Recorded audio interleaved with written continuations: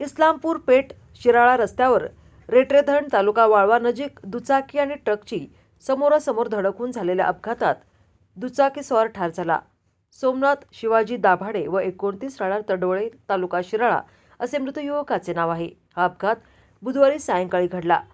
या प्रकरणी ट्रक चालक कृष्णा नारायण इंगळे राहणार नारायणवाडी जिल्हा बीड याला पोलिसांनी ताब्यात घेतले आहे. इस्लामपूर पोलीस ठाण्यात रात्री उशिरापर्यंत या अपघाताची नोंद करण्याचे काम सुरू होते. याबाबत घटनास्थळावरून मिळालेली माहिती अशी: सोमनाथ हा पुणे येथील खासगी कंपनीत कामाला होता. तो न्यायालयातील कामकाजासाठी तडवळे येथे आला होता. बुधवारी सायंकाळी सोमनाथ हा दुचाकीवरून पुणे येथे जाण्यासाठी निघाला. सायंकाळी 5:30 वाजण्याच्या सुमारास रेटरेधण नजीक पेठच्या दिशेने आलेल्या ट्रकने MH10 DD 7795 दुचाकीला जोराची धडक दिली. या धडकेत सोमनाथ याच्या डोक्याला पायाला गंभीर मार लागला. सोमनाथ याच्या डोक्यातून रक्तस्राव झाल्याने त्याचा जागेवरच मृत्यू झाला.